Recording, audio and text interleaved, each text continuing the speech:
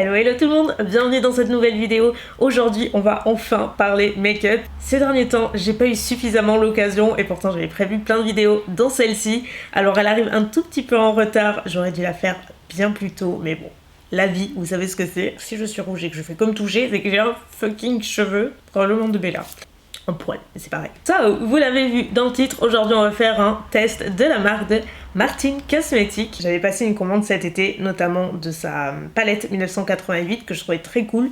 J'aimais beaucoup le concept et tout, donc j'ai commandé cet été et vu que je suis arrivée trop tard, elle était déjà en rupture, j'ai attendu qu'elle soit de retour en stock, donc ça a pris pas mal de temps et en même temps, moi j'ai pas filmé cet été, donc je vais vous en parler aujourd'hui, mais pas que. J'avais aussi quelques produits Martin Cosmetics dans mes tiroirs que j'attendais de tester pour faire une vidéo, donc autant vous dire que vraiment ça date cette histoire, mais je suis très contente aujourd'hui de tester tout ça. Pour faire un petit background, Martin Cosmetics, on va aller à l'essentiel, je pense que bon nombre d'entre vous connaissez déjà.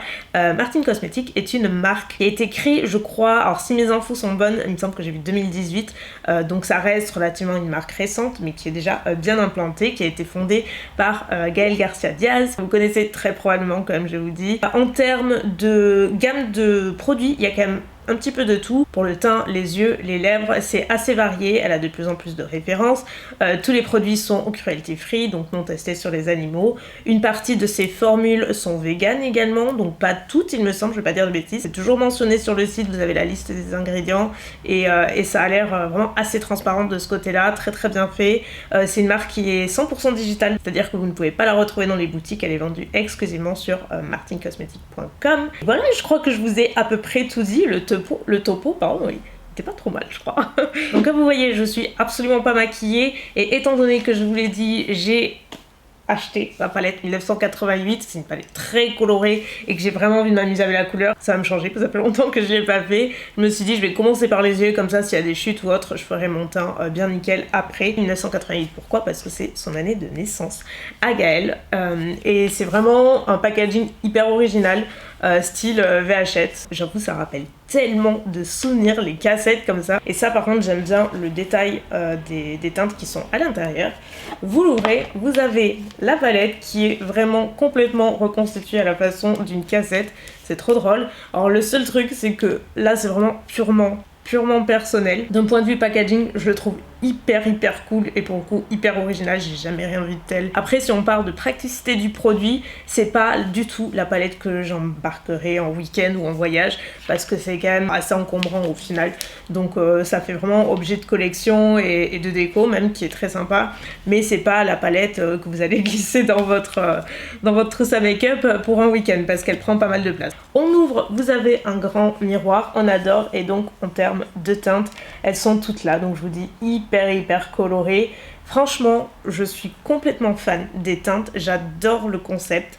On a à la fois des fards satinés, j'ai l'impression même peut-être un peu plus métallisés, on a des mats, on a vraiment une harmonie de couleurs qui est super sympa, hyper acidulé, hyper pop, super pétillant, enfin franchement je trouve ça très original, très inspirant.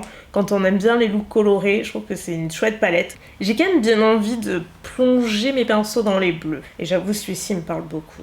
On est good. Donc j'ai déjà appliqué mon primer qui est celui de Rare Beauty que j'aime beaucoup. J'en ai parlé dans les favoris. Il est excellent. Donc comme ça on peut directement passer au fard. Donc je vais commencer par créer ma transition. J'avais également pris cette petite palette qui est beaucoup plus neutre comme vous le voyez, que je trouvais très mignonne. Donc je vais pas forcément m'en servir aujourd'hui pour faire mon total look, mais je vais probablement me servir de ce fard neutre et probablement celui-ci pour estomper notamment les bords puisque c'est un beige et c'est toujours utile ce genre de fard. Donc je vous dirais donc que dans la palette 1988 ça aurait été cool qu'il y ait plus de neutre pour créer les transitions. Néanmoins ça me choque pas du tout et je trouve pas ça très important. On comprend bien que le concept est d'avoir une palette super colorée. Je pense que quand il faut faire un choix, le choix est vite fait. Tu mets les neutres d'un côté que tu as toujours dans d'autres palettes et tu te concentres sur celle-ci. Je vais passer à ce petit fard qui est le Janine. Bon, c'est un petit peu plus foncé que ce que j'aurais initialement utilisé, mais on fait avec ce qu'on a. Je l'applique par-dessus le fard précédent. Je me concentre vraiment dans le creux et surtout plutôt le coin externe, pardon. Et j'étire en même temps la matière, vous voyez, toujours vers l'extérieur comme ça. Alors ça fait toujours un peu chelou au début, mais c'est un process. Alors par contre, côté pigment, il est véritablement là et ça s'estompe super bien. Et d'ailleurs au passage c'est le pinceau Otrera Beauty, c'est le Y3 qui est vachement bien pour ce type d'application comme ça un petit peu plus précise. Lentement mais sûrement on va désormais passer à la couleur Aurélie.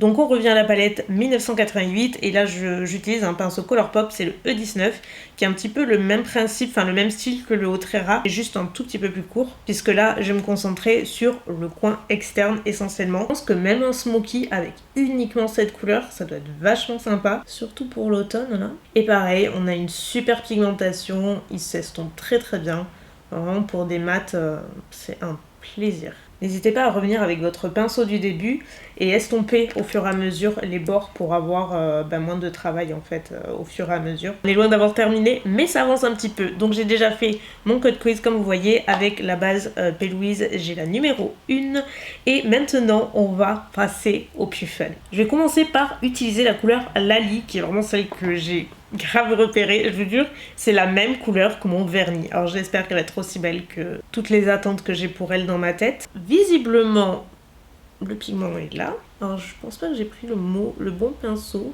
C'est pas grave, on va faire avec. Qu'est-ce que j'aime? Qu'est-ce que j'aime? Waouh, elle est trop belle. Ok, elle est très jolie. Ça change, on voit jamais ce type de couleur dans les palettes. Elle est super belle et elle ne fait aucune chute. Donc après avec mon pinceau vous voyez que je tapote. Bon, changement de plan, je voulais utiliser les bleus et en fait je viens de voir que le fard Adeline est absolument somptueux. Regardez en swatch juste ici. Et je pense que ça peut vraiment bien se marier avec le reste du make-up. C'est pas du tout ce que j'avais l'intention de faire, mais j'ai autre chose en tête. Je vais essayer de me rattraper peut-être sur le ras des cils inférieur. J'ai quand même envie de faire un joli make-up et pas juste utiliser un maximum de fard et que ça ressemble à une peinture. Ce qui pourrait être sympa, mais je pense pas que ça va l'être aujourd'hui, donc autant faire les choses en harmonie. Donc vous l'avez compris, je prends désormais le fard Adeline, toujours avec le même pinceau mais de l'autre côté, donc qui est un satiné, c'est le premier que je vais utiliser de la palette, pardon. Alors j'ai quelques petites chutes effectivement, bon rien de dramatique mais c'est vrai que j'en rajoute donc il vaut mieux quand même faire les yeux avant. La couleur est très jolie, on dirait une espèce de marron glacé. C'est vraiment l'harmonie improbable que j'aurais pas pensé faire un jour. Toujours avec le même pinceau, je floute ensuite les bords en faisant des petits mouvements de va-et-vient comme ça, petit à petit. Sachant que c'est pas du tout la même famille de couleurs, donc il faut quand même insister, mais ça fonctionne, ça fonctionne. Je reprends juste un tout petit peu, à peine, le fard Janine, que je place un tout petit peu dans le coin externe, vous voyez, juste pour retravailler un petit peu parce que ça s'est estompé. J'ai plus de chutes d'un côté que de l'autre, bizarrement, alors que j'ai utilisé le même fard. Peu importe, là je viens juste nettoyer avec une lingette les bords, qui est la partie toujours hyper satisfaisante. On va passer ensuite au liner. Donc là j'ai deux options que je cherche. J'ai une option en colle qui est donc le crayon colle en teinte marron tout simplement. J'ai pris les deux en marron et j'ai également le liner, le feutre liner. La pointe est assez fine. Assez modulable, vous voyez, on peut faire un trait un petit peu plus épais ou alors beaucoup plus fin. La mine a l'air assez souple, donc ça c'est cool. Moi j'utilise plus que des teintes marron de toute façon. Je vais peut-être commencer avec le crayon, histoire de l'estomper pour voir s'il est suffisamment gras. Probablement que j'appliquerai le liner liquide par-dessus, juste pour avoir cet effet ultra étiré, encore une fois, que je fais assez souvent. Bon, je sais pas ce que vous en pensez, mais ça a pas trop mauvaise allure cette histoire. Bien au contraire, j'ai autant adoré le crayon que le liner. Mention spéciale pour le crayon qui est assez gras, pas trop non plus parce qu'il finit par sécher, mais ça laisse le temps de l'estomper super facilement et d'avoir un trait de liner, un faux trait de liner comme j'aime l'appeler, juste avec un crayon. La couleur est super jolie. Donc on va s'occuper maintenant des cils. J'ai le mascara bombastique qui est comme ceci. Alors ce mascara je l'ai déjà utilisé parce que celui-là je ne l'avais pas acheté, je l'avais reçu de la marque mais il y a quelques temps et comme je vous dis j'avais mis dans mon tiroir à tester pour faire une vidéo et puis bon j'ai pas eu l'occasion, mais je sais que je l'avais essayé entre temps, c'était super long. Dans mes souvenirs il me semble que je l'avais apprécié. On va voir ça aujourd'hui parce que je sais pas encore si je vais me contenter que de mascara ou si je vais mettre des faux cils. Je pense que ça pourrait faire assez joli. C'est pas mal du tout, regardez avant. Après, on voit vraiment le volume qu'il apporte, il étoffe bien, il ne fait pas de paquet. Franchement, ça fait largement le job.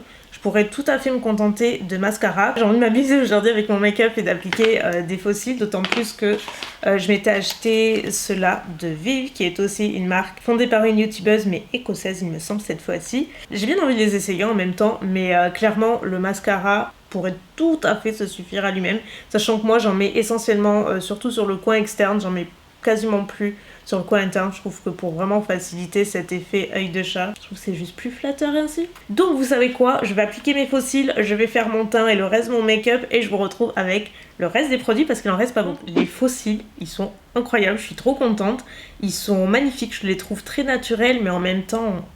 Vous voyez, ils apportent ce truc en plus qui n'est pas négligeable et franchement je trouve que ça sublime en fait le make-up des yeux que j'adore. Et au final j'ai appliqué un fard violet en ras des cils inférieur.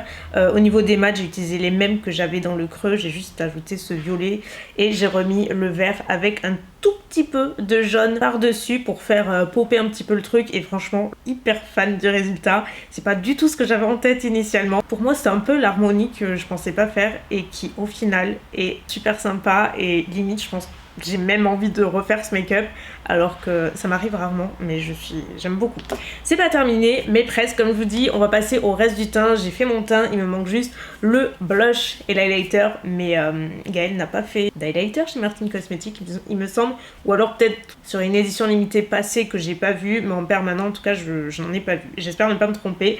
Moi j'avais cette palette de blush, on a 3 blushs que je trouve ravissants, plutôt dans les tons pêche, laquelle je vais mettre I don't know. Vous savez quoi, je crois que je vais faire un mix des 3 en fait.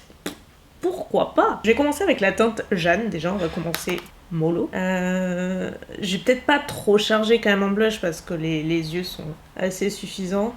C'est vraiment la teinte la plus neutre et la plus claire et comme je suis un peu bronzée quand même, je suis pas sûre. Ouais, ça ressort pas des masses sur moi, mais ça ressort quand même. On le voit, hein, regardez. Moi j'aime bien le monter jusque sur le nez pour les faire un petit peu sun-kissed. Là je vais pas trop le marquer parce que comme je vous dis c'est pas vraiment le look qui va avec. Je vais mixer la Paula et Armel, les deux, mais genre avec parcimonie. Parce que j'ai l'impression, effectivement c'est une bonne impression Elsa, que c'est beaucoup plus pigmenté. Et encore je sais pas si en vidéo ça ressort tant que ça parce que l'installation est pas complètement au point. En plus il fait très soleil en fait dehors. Du coup ça fait un peu trop d'exposition, c'est pas l'idéal. C'est joli, c'est une bonne formule de blush qui s'estompe bien, qui est bien pigmentée, qui ne marque pas, qui n'assèche pas. Ma foi, j'ai envie de vous dire, je valide tout jusqu'à maintenant.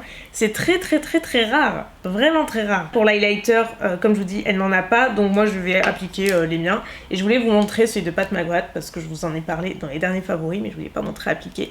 C'est le Divine Rose et du coup je pense qu'il va bien se complimenter avec ce make-up parce qu'il est dans les tons rose et un petit peu de champagne. Et il est très joli et super intense. Et comme on n'est plus à ça près aujourd'hui, autant y aller. Ouh là là là là là. Et enfin pour les lèvres, je n'ai pas une ni deux mais plusieurs options. Je sais même plus exactement ce que j'ai pris. Alors ça c'était ensemble, je sais. On avait le crayon plus le rouge à lèvres. J'avais pris la teinte Marcel pour le rouge à lèvres et Cyprine pour le crayon à lèvres. Parce que sur le site vous pouvez faire des sets, vous pouvez mixer le crayon et le rouge à lèvres. Vous n'êtes pas obligé de prendre les deux en même temps et vous avez un tarif un petit peu plus préférentiel en fait. Mais comme elle a d'autres formules, j'avais pris un gloss et un rouge à lèvres liquide mat. Alors là on a le crayon, le rouge à lèvres. Je crois que alors ça je crois bien que c'est le liquid lipstick. Ça doit être l'espèce de gloss. Enfin c'est un rouge à lèvres genre baume un peu brillant, lac à lèvres. Je vais tenter le crayon et le rouge à lèvres et peut-être le baume par dessus. Peut-être que je me trompe mais sur le site j'avais pas l'impression qu'il y avait par contre beaucoup de rouge à lèvres genre marronné. J'ai l'impression qu'il y avait pas mal de sous-tons rosés.